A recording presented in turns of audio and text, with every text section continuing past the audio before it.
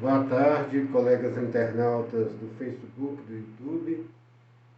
Continuando nossas reflexões semanais, agora enfocando uma obra em que nós refletimos sobre três outras obras de pensadores, Leonardo Boff, Jesus Cristo Libertador,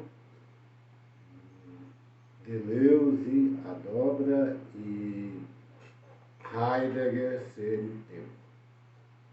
Já vimos Deleuze, agora estamos enfocando Jesus Cristo Libertador. Fazer só uma ressalva que Jesus Cristo Libertador é de 1972 e o ano que vem faz bodas de ouro, né? Bodas de ouro se fosse, né, seu casamento com a publicação. A obra surge e tem o casamento com a editora e surge a publicação. Ele foi editado, ele foi publicado, veio a público em 1972. Nós já refletimos anteriormente sobre a questão do corpo e nós vamos hoje refletir sobre a questão do sangue.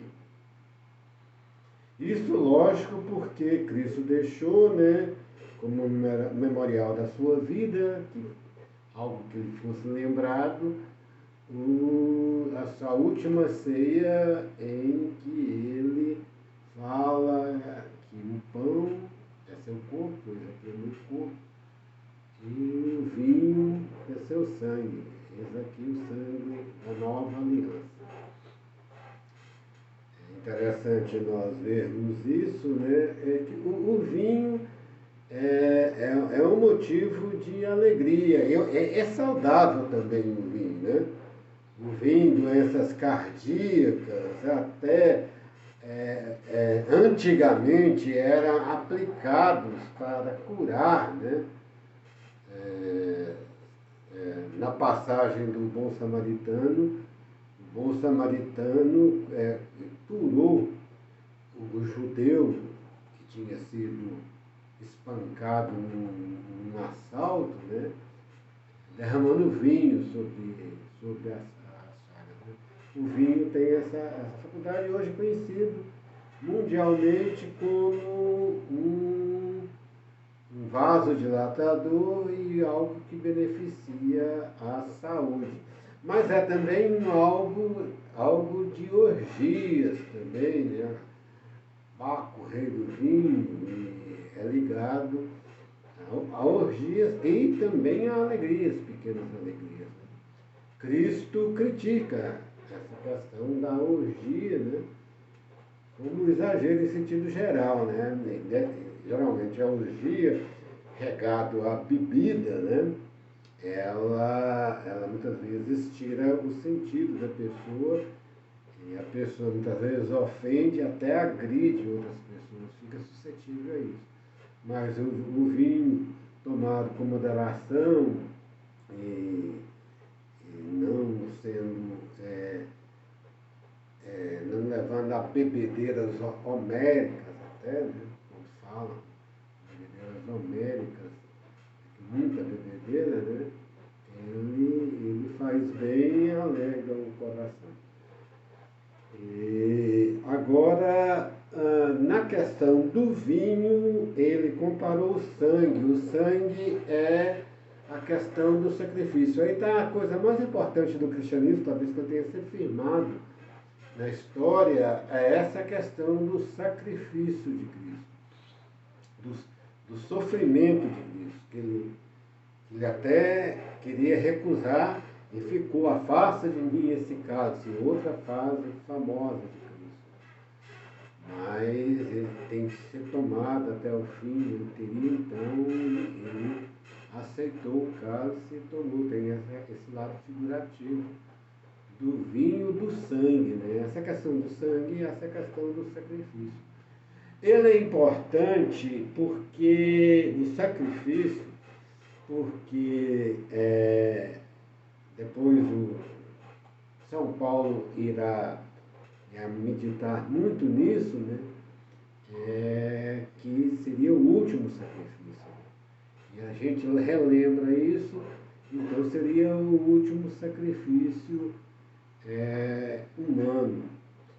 Os sacrifícios humanos é uma coisa muito comum na Idade Antiga, em vários povos, né? E até em povos atuais. No Brasil teve uma situação atual que gerou até um filme nos Estados Unidos, né, sobre um indígena, de uma tribo indígena brasileira que fugiu porque ele ia ser sacrificado, porque ele tinha contraído uma doença e essa doença era tida como incurável e as doenças no mundo antigo eram vistas como alguma espécie de maldição. Então tinha que ser sacrificado para cortar aquela maldição. E mais ou menos isso é o que foi o sacrifício de Cristo. Esse sacrifício, ele veio para curar a maldição do pecado original. Então é uma coisa antiga que está ainda presente em várias tribos brasileiras e talvez tribos de outras regiões, tribos chamadas aborígenes, né? Aborígenes de outras regiões pode ter. Tem aborígenes ainda carnívoros, tudo, né? Então é uma visão antiga disso. Em Cristo veio quebrar, com o seu sacrifício ele quebrou isso. E ele quebrando isso, favoreceu essa visão da saúde, né, da pessoa. Tem uma passagem do Evangelho que uma pessoa chegou lá muito doente, ainda tinha essa ideia da doença como uma maldição. Ou os discípulos, ou os fariseus, aí eu não sei bem, vieram perguntar a Jesus quem que teria cometido o pecado, ele ou o pai dele, para ele ter aquela doença. Aí Jesus falou, não foi ele, não foi o pai dele, e essa doença surgiu para a glória de Deus. Aí Cristo fez um milagre e curou a pessoa. Mas fora essa questão, as doenças, depois da Idade Média, historicamente, né, já tinha medicina tudo, mas era medicina ainda muito carregada desse lado meio místico, né, do misticismo, uma crendice, né, de que seria uma maldição. E a partir de Cristo a doença passou a não ser assim. Tem a passagem do Evangelho que Cristo fala, conhecereis a verdade vos libertará. Conhecereis a verdade. Essa questão de conhecer foi pegada muito estritamente no sentido pedagógico e felizmente pela Igreja Católica na Idade Média, que sucedeu à Idade Antiga. Aí ela criou o universitário, tudo, educando as pessoas para conhecer e atingir a verdade. E a verdade, quando perguntaram para Cristo, não, foi o Pilatos, naquelas passagens da paixão antes da morte de Cristo, Pilatos pergunta para ele o que é a verdade, e Cristo se calou. Ele se calou naquele momento, mas a igreja na Idade Média ligou a verdade com o pensamento grego, a verdade filosófica. A partir daí, houve uma conexão com uma busca racional dessa verdade, que acabou gerando o cientificismo. Isso é uma sequência histórica. Depois do cientificismo, passou a atacar muito porque essa visão da verdade religiosa se tornou muito fundamentalista e passou também a gerar crendices e a travar o conhecimento humano. Aí houve as revoltas da ciência, né? E junto, assim, na transição da Idade Moderna, da Idade Média para a Moderna, né? O marco principal foi a Revolução Francesa, junto com a Revolução Americana, mas ficou mais conhecido como Revolução Francesa, e o marco que junto com ele veio a Reforma Protestante. A Reforma Protestante foi outra coisa, porque, embora a Igreja tenha colocado o conhecimento da verdade, instituído escolas, universidades, o conhecimento em si era reservado só para as pessoas, em geral pessoas da nobreza da época medieval. Os pobres, os servos camponeses, eles eram tolhidos a ter esse conhecimento. Com a reforma protestante, Lutero passou a valorizar que todas as pessoas lessem a Bíblia. A Igreja Católica tolheu o conhecimento e o conhecimento do povo era só transmitido oralmente pelos padres. Os padres interpretavam a Bíblia e transmitiam. E proibiam os fiéis de lerem diretamente a Bíblia. Mas aí Lutero colocou todas as pessoas para lerem. E a Bíblia tem um lado cheio de passagens fundamentalistas históricas, né? Cheios de ranços, de corações de pedra. Hoje, quem é católico, na liturgia, Cristo fala sobre essa questão do coração de pedra, né? Na questão do divórcio. A passagem que os fariseus vieram perguntar para ele, né? Se era lícito dar o divórcio. Tem duas passagens, nós vimos uma interpretação no sentido de falar, que não, ele iria contra Herodes, e Herodes ia vir contra ele. Na lei judaica permitia, e Herodes estava traindo outra pessoa, ele então que talvez quisesse despediu a sua outra mulher. Esse outro lado. Então a sinuca que os fariseus colocaram em Cristo na época com essa passagem era essa. Mas tem outro lado que quando o homem dava o divórcio para a mulher caía para a sarjeta. Era vista como uma prostituta. Então, irrecuperável. Então, tem esse outro lado. Mas aí, nessa passagem, que se fala que Moisés escreveu isso devido à dureza dos vossos corações. Essa passagem é a passagem mais importante nesse fato. Ele não fala isso em outras passagens, mas aí começa a dividir também essa questão do seu novo sacrifício. Nas aldeias indígenas tinha o sacrifício humano de crianças, quando as crianças nasciam com a doença, infanticídio. Ele é retratado no filme que está lançado nos Estados Unidos.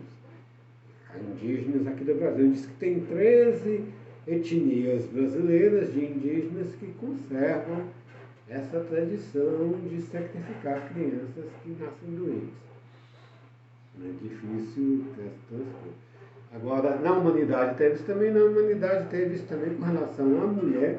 No início desse século, um exemplo é uma música clássica do maior compositor clássico, no início desse século não, no início do século passado. O maior compositor clássico, Stravinsky, a Sagração da Primavera, é um ritual de tribos bárbaras russas que eles sacrificavam uma mulher virgem para o início da primavera. A sagração da primavera ou o sacrifício da consagração, para ficar meio eufemismo, era o sacrifício da primavera, que era entregar ao sacrifício uma mulher virgem para melhorar as colheitas das tribos da Rússia antiga. Né? Então, essa é a visão de sacrifício humano, é uma visão geral. Com o cristianismo, Cristo ele veio superar isso como um último sacrifício. Quem vai recuperar isso muito bem é São Paulo, né, em várias cartas dele, né? Aí ele fala que vai estabelecer um novo testamento, né? A superação da lei antiga, essa lei de pedra, aquela pedra realmente que Deus mandou escrever a lei num talho de pedra, né? E é um guardado na nova aliança. Agora, essa nova lei é centrada em Jesus Cristo. E o sacrifício dele é o último sacrifício humano. A humanidade superou isso. Agora nós temos aí, fazendo uma interface com essa questão religiosa e antropológica universal, né? E que muitas vezes ajudou muito ao desenvolvimento do lado humano nessas tribos antigas. Né? E essa questão do cristianismo, como essa superação, é algo indelével na história da humanidade. E a busca da separação dos problemas, esse sacrifício e a busca de superação, né? Nós já vimos isso com o Deleuze, né? Que é essa questão da dobra do tempo também. Né? A dobra, nós já vemos, a dobra no sentido reflexivo, de dobrar para dentro, e fala de desdobrar para fora. Uma coisa está aqui, você dobra para dentro, algo reflexivo. E você faz uma desdobra. Eu sempre faço nós fazemos essa comparação, né? Quem lê também vai ver essa comparação, que é muito interessante, e nesse sentido religioso, ele é muito atual, de desdobrar para fora e para dentro. Nós temos essa dobra. E nessa questão do sacrifício, Paulo vai colocar, isso Cristo não falou, mas Paulo nos Colossenses, nos Romanos, ele vai colocar que Cristo veio reconciliar consigo também a natureza. Isso nos Colossenses, nós já vimos em outras partes, aqui na carta Paulo aos Colossenses, ele fala que Cristo veio reconciliar consigo toda a natureza. E nos Romanos ele fala que a natureza também geme esperando essa libertação. Cristo libertou o humano desse sacrifício, foi uma libertação. Houve a libertação humana para esse racional dentro da nossa visão, né? Então aí tem essa originalidade do cristianismo que nós sempre reforçamos. E aí de novo reforçando, né? Porque Cristo, segundo os relatos bíblicos, né? Ele se autodenominou Filho de Deus. E a gente, para ele fazer essa transição dos sacrifícios antigos para esse novo sacrifício dele e encerrar, ele teria que realmente assumir essa função. E rememorando o sacrifício de Abraão com Isaac, que não foi realizado lá no início do Antigo Testamento, né? Deus pediu o único filho de Abraão, e Abraão depois Deus poupou, né? Mas no final Deus não poupou o seu próprio filho. Aí há de novo a interligação para esse estabelecimento do Novo Testamento, da Nova Aliança. Nós fazemos isso, agora nós vamos sempre voltar a essas reflexões. Nós temos outras reflexões nessa linha, né? Mas agora nós vamos entrar nessa questão uma questão, nós estamos analisando essa questão do tempo, do sacrifício, né? O Filho de Deus, a sua maior prova é ontológica, né? Cristo é a prova material da existência de Deus, não material empírica, dentro do empirismo tradicional, clássico, científico. Nisso nós achamos de novo que Kant estava certo.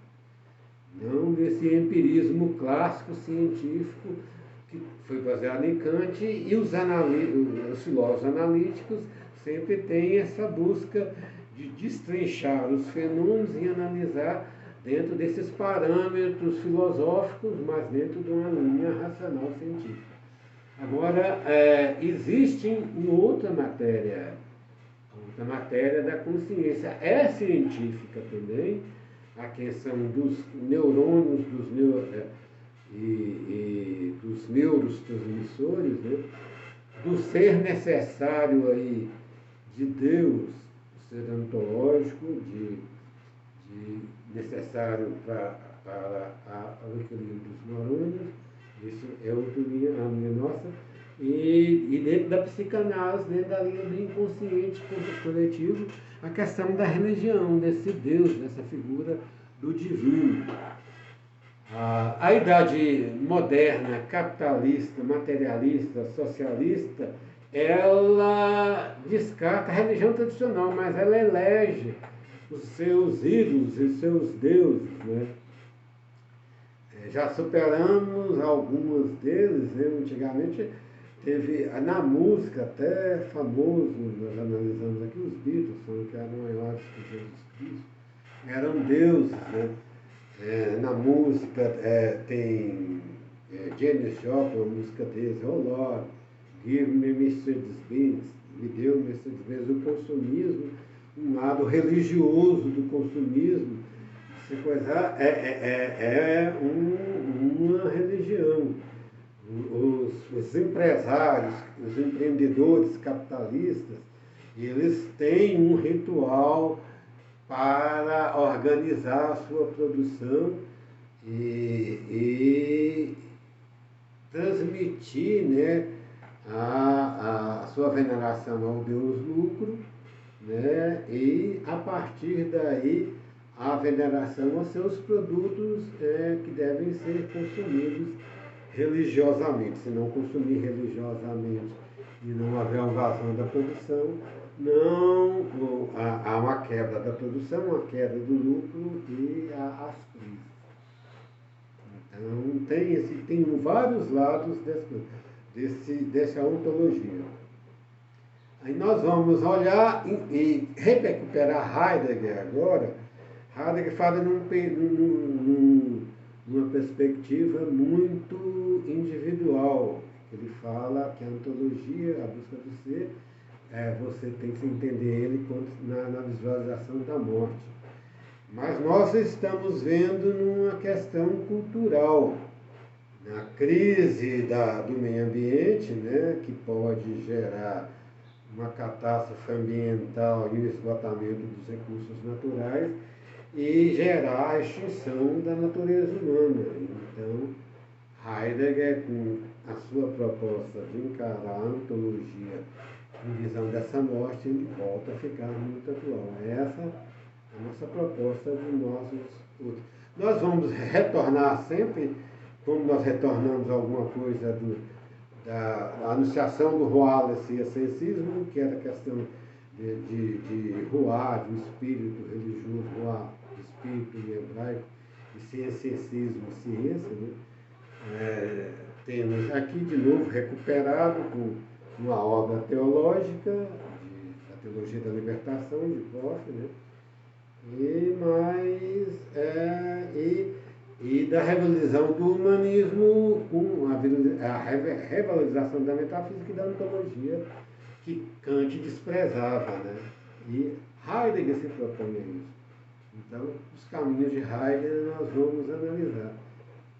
Essa questão da ontologia dentro das propostas e da situação atual, da beira de crise que nós estamos vivendo. em que os cientistas, dentro dos seus parâmetros empíricos e coletas de dados e projeções em análise, está prevendo um colapso geral dos recursos humanos em 2040, muito próximo.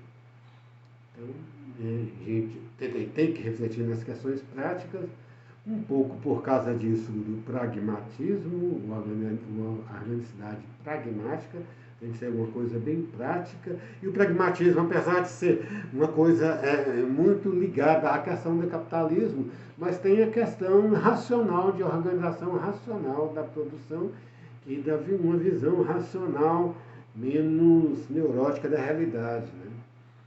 Para nós, ela se completa com essa visão organicista, e dentro dessa visão organicista do organismo completo tem a ontológica.